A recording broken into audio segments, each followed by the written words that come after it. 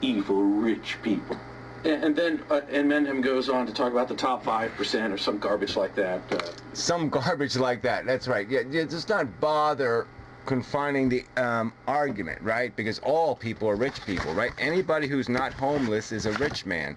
So we're not going to bother confining the argument. Every man who works hard, you know, in a factory for 40 years, that's a rich man, see? So you're the one playing the game. I've made it explicit who I'm talking about. I'm talking about the top 5%, and I'm talking about a percentage of the top 5%, 90% or so, who don't work, who don't do the factory thing, who don't do any of that crap, okay, who, like Mrs. McCain or something, all of a sudden have 30 or 40 or 50 million dollars thrown in their lap. Being the rich, and he's really beholden, and Mendham is really beholden to statistical realities.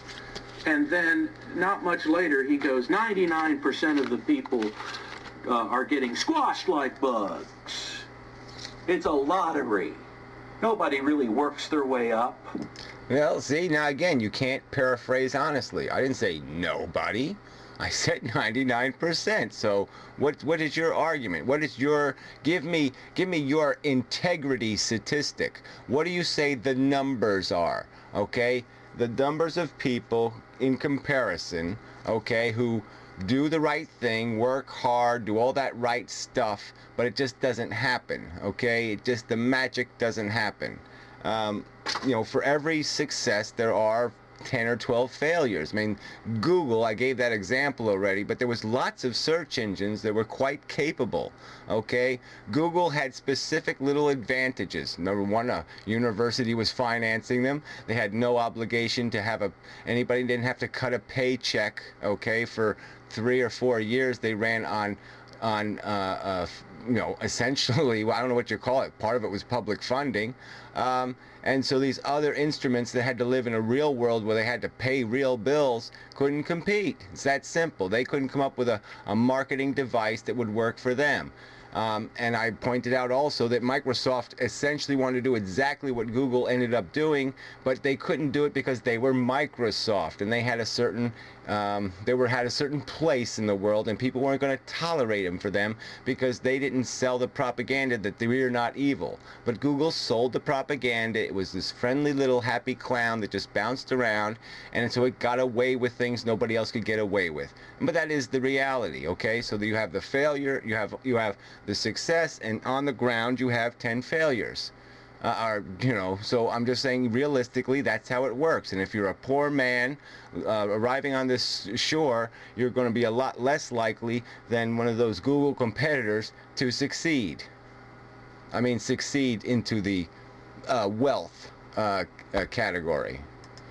So if Mendham is really beholden to statistical realities, let's see the evidence that 99% of the people who have become rich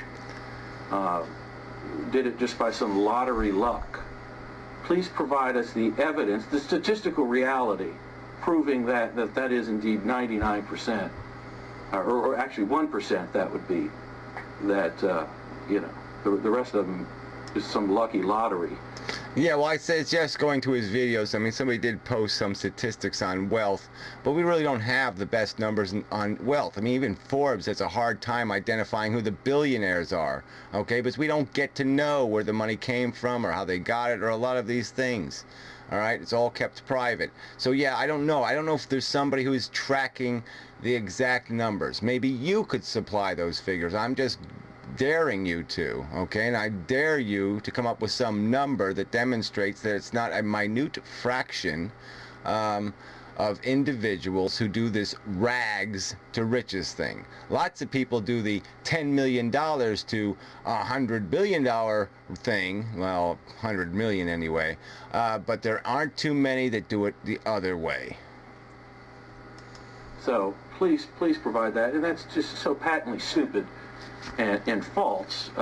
I mean, there's so many examples. Yeah, go ahead. No, there aren't so many examples.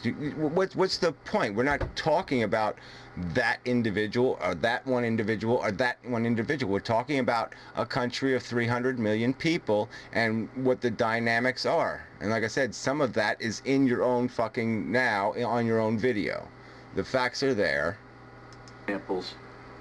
In fact, one of the things that makes America and its capitalist, mainly capitalist system. I mean, there's no true capitalist system. It's like there's no true absolute Marxist system. But it's mainly a free market capitalist system. And one of the things that makes it great is the American dream, as it's called, is people can go from rags to riches, just like my father. That's one of the pieces of propaganda. Okay, I don't know, maybe we should skip this whole, well, I'll play the father thing, what the hell.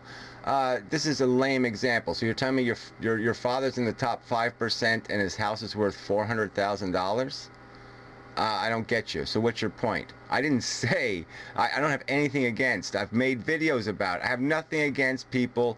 A progressive system where somebody can earn maybe 10 times more than what somebody else can earn.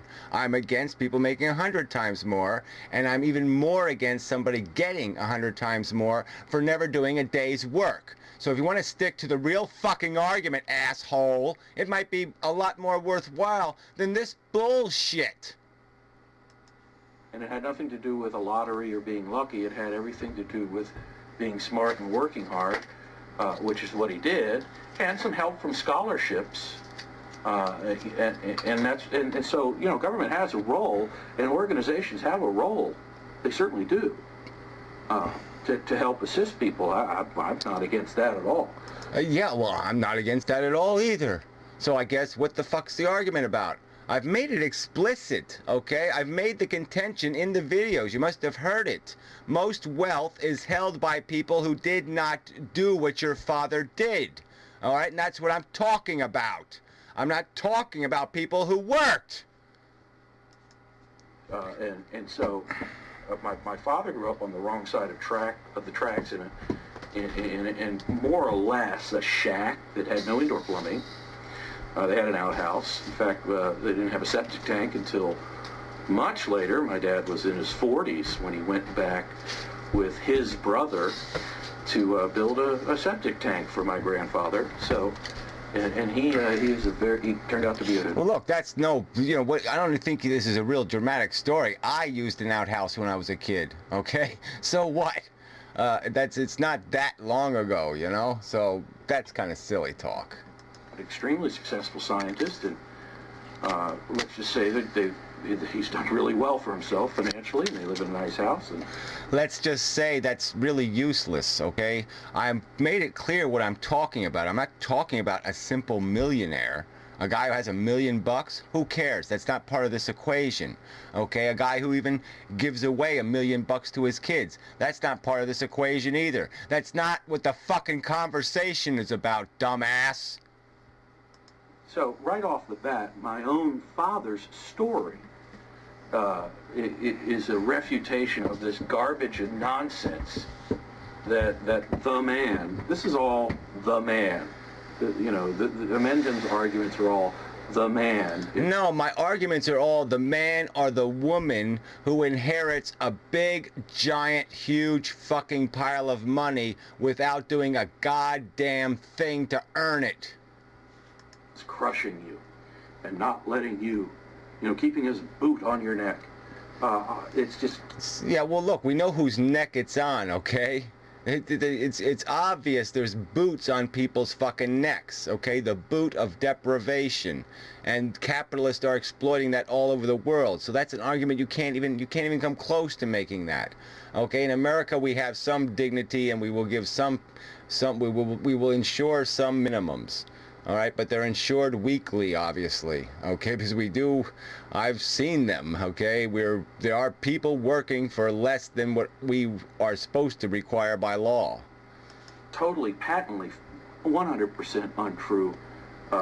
It's just social Marxism, or crappy, stupid Marxism. Again, you love to use that word because you can just pigeonhole and malign with that word, with that brush. This is as childish as the, why don't you just say, what, commie, and wag your little finger? I mean, what the fuck is that? So go ahead. I mean, you're just humiliating yourself. You're showing yourself for what you are. All right? You might as well be using the C word like the N word, right? And the M word like the N word. And you're just doing it because it's a handy tool.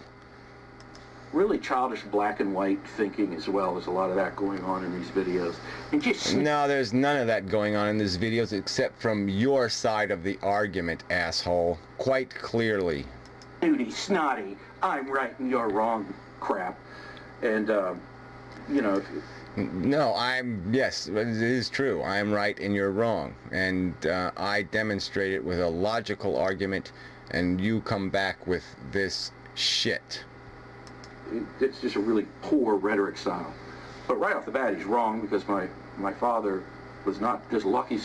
Some lottery didn't just choose him. He actually worked. He had a talent in mathematics and science.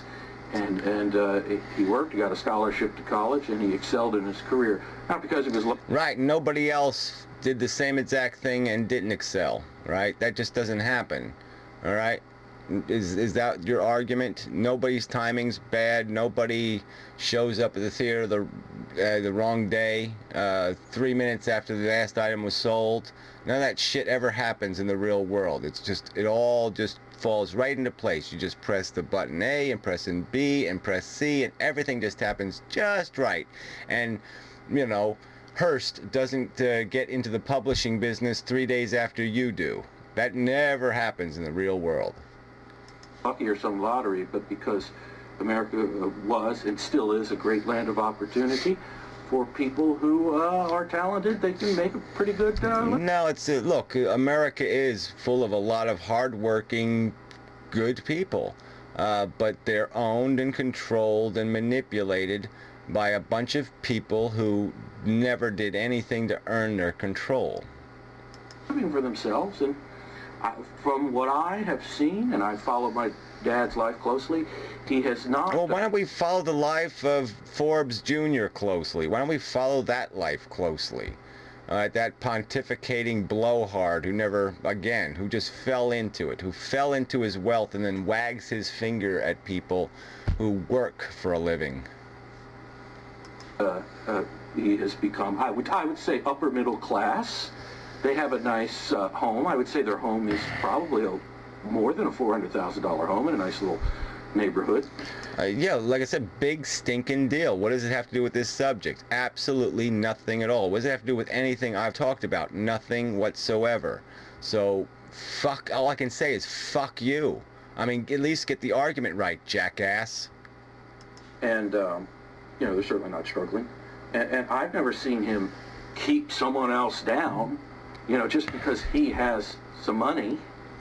Well, I don't know. Did he buy Walmart stock? I mean, what stock does he own? So let's go through his stock holdings and see what kind of company policy he's financing and reaping a profit from. So maybe he does have some blood money in his pocket. Maybe he made 20% one year on a business because they, you know, could find a way to get away with grotesquely exploiting some new impoverished population across the earth. He has earned it. In fact, many colleagues of his and many people would say that he has helped a lot of people to help pull them up. Yeah, okay, well, what did McCain's wife do? What did she do to earn her success, her privilege?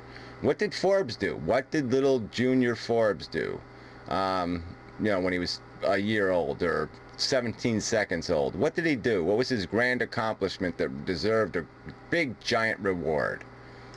Throughout his career and throughout their careers. So, again, the nonsense and the propaganda, the ultra-left, whiny third-grade propaganda is evident right off the bat. Well, like I said, you're the one throwing the propaganda rhetoric around. It's not coming from my side of the argument. It's all from your side of the argument. You're the one that wants to engage in the black and white. You're the one that wants to pigeonhole. So fuck you.